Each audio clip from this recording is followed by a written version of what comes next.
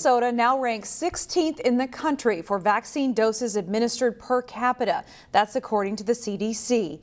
This report comes as another dose of good news arrives in the state. Minnesota has begun administering a third vaccine, the one-shot Johnson & Johnson dose. On Wednesday, the state's top health official had a message to send about this vaccine during a visit in Golden Valley. Here's Delane Cleveland. It's been nearly 2 weeks since the FDA approved emergency use of the Johnson & Johnson version of the COVID-19 vaccine. Now, the state's top health official is on a mission to show that if you have the option to get the J&J vaccine, you should take it as soon as it's your turn in line. It's a really big deal. It's a really big deal for all of us, and I just want to celebrate the fact that we have 3 exceptionally effective vaccines. Minnesota Health Commissioner Jan Malcolm was in Golden Valley Wednesday afternoon to get the Johnson & Johnson shot at Courage Kenny Rehabilitation Institute. Malcolm says she could have gotten the Pfizer or Moderna versions of the vaccine earlier this year, but she wanted to wait so that other Minnesotans who are more at risk could get vaccinated first. People have raised concerns about the Johnson & Johnson vaccine because it's only 85% effective in preventing severe illness, versus the 95% efficacy rates with the Pfizer and Moderna versions. However, she notes that clinical trials show it's 100% effective at preventing hospitalization and death.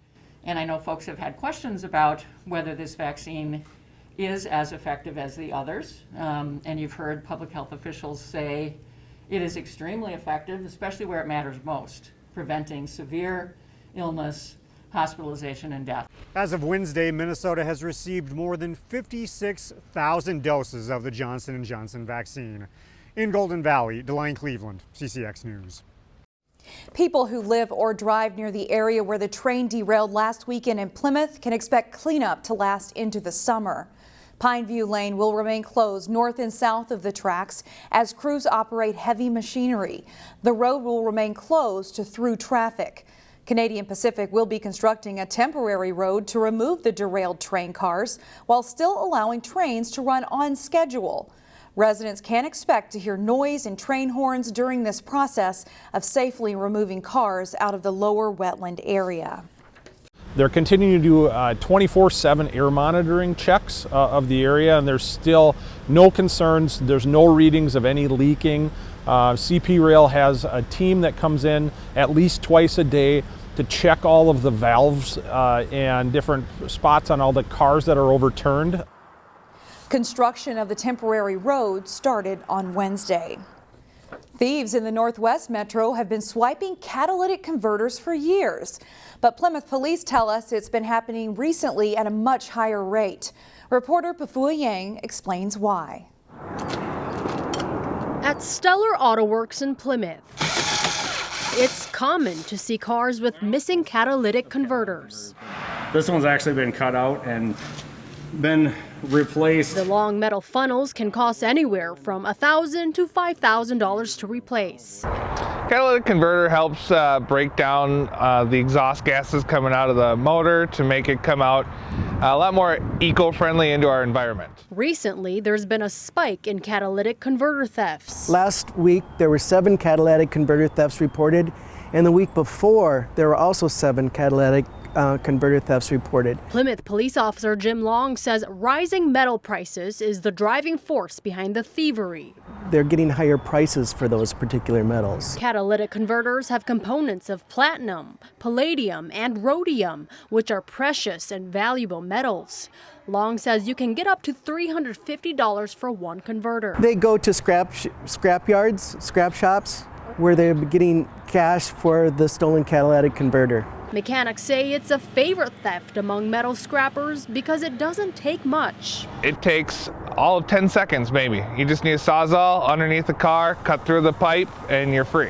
They're going to know immediately that their catalytic converter has been stolen. There'll be a very loud roar. Plymouth police suggest parking in well-lit places if you can. Whenever possible, they should be parked in their locked garage.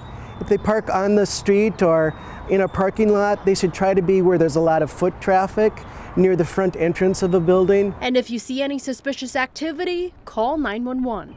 In Plymouth, Pafua Yang, CCX News. A difficult balancing act. That's how the Minnesota State Auditor describes how local cities tried to handle budgets. While the pandemic may have crippled some local businesses, local governments did not see significant drops in reserves, but instead, as State Auditor Julie Blaha described, managed to stay on their feet. Cities on average budgeted a 4.3% increase in property taxes. Property taxes make up 51% of revenue for cities. All other sources of tax revenue decreased significantly, such as sales, liquor, and hotel taxes.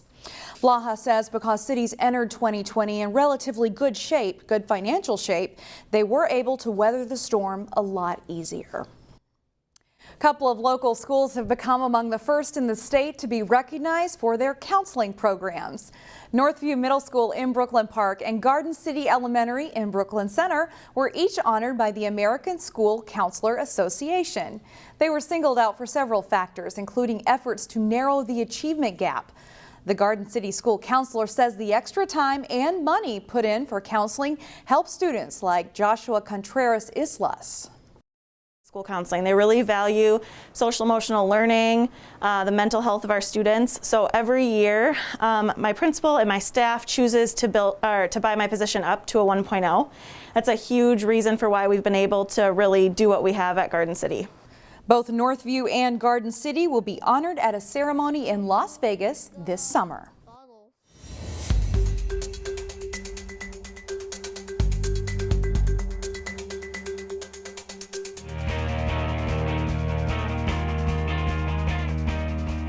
Thursday night on CCX, you'll be able to watch undefeated Champlin Park hosting Park Center in high school boys basketball. The Rebels barely hung on to the undefeated part in their last game. Jason Malillo has more. Boys basketball Class 4A #1 ranked Champlin Park visiting 3A second ranked Totino Grace. The block by Dylan Gachaba triggers a Rebels break and Joshua Strong gets the flush. Then Gachaba lets it fly from long range and hits for a 10-point Champlin Park lead. Robert Feehan beats his man off the dribble and explodes to the hoop for two. Rebels lead 43-32 at halftime. It's a great second half. DJ Okpetty hits the baseline three for the Eagles. They're up one. Then Tayson Chapman shakes his defender and strokes the money ball for a 52-49 Grace lead. A Champlin Park steal triggers the break, and Gachaba finishes for the Rebels as the lead goes back and forth. Devin Berger hits a triple for the Eagles. They go back up by two. Strong answers right back, no hesitation as he launches and hits a three-pointer for CP. A nice pass by Feehan to Francis Wakoria, and he gets the big dunk over two defenders. It's a 2-point Rebels lead with 0.5 seconds left. Feehan knocks away the inbounds pass, and Champlin Park scratches out a 71-69 victory to stay undefeated. Jason Malillo, CCX Sports. It is the final week of the regular season in high school basketball. In girls hoops, Maple Grove was shooting for a 5th straight win when they met a district rival Tuesday. The Maple Grove and Park Center girls meeting for a second time this season. The Crimson looking for a season sweep. Kennedy Click buries a three-pointer for Maple Grove to give them a 9-1 lead. Click nets 15 points in the game. Watch Park Center's Adalia McKenzie getting to the basket with a great move and laying in 2 over 18 first half points. Then it's McKenzie knocking down a long 2-point jumper, and the Pirates are within 6 at 18-12. That's as close as they would get the rest of the night. Izzy Brandt had the hot hand from the outside for Maple Grove. She hits a 3 here on the way to a 15-point night. Crimson lead 29-14. Maple Grove scored a lot of points in the paint, too. Kylie Baronic with a nice feed to Ari Gordon down low for 2 more. Maple Grove takes a 50-33 lead into halftime. Second half, a good find on the pass from out top. Claire Stern to Jordan Odie for 2 more Crimson points. Gordon takes the pass from Baronic and goes to the hoop, scores and is fouled. Maple Grove wins going away 82-57. The Crimson host Elk River in their regular season finale Thursday night. The Providence Academy girls basketball team is coming off a state Class 2A tournament appearance in 2020. The 4th-ranked Lions scored another IMAC conference win Tuesday night. Providence Academy honoring Carissa Miller and Olivia Clymer on senior night as the Lions hosted Breck. Providence building an early lead. Maria Counts knocking down the 15-foot jumper for 2. Good ball movement here results in an open look on the lane for Madden Greenway. She drains a three-pointer as Providence goes up by 11 points. Then it's the 7th grader Greenway crossing up the defender on the dribble and knocking down another shot. 24 points in the game for her. Providence leads 25-10 at halftime. Second half, and Maria Counts blocks the Mustang shot, and watch the junior take it the length of the court to score. She scores 9 points in the game. The Lions lead by 15. Then it's Greenway making one of her 6 steals in the game and racing in for the layup. Providence is ahead by 22 points. Grace Counts gets the ball in the low post. Nice footwork, and she hits the short fadeaway for 2 of her 19 points.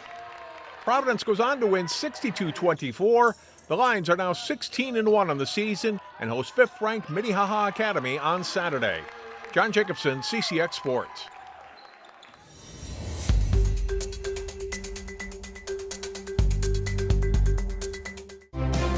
Find more prep sports games and highlights at ccxmedia.org and follow us on social media.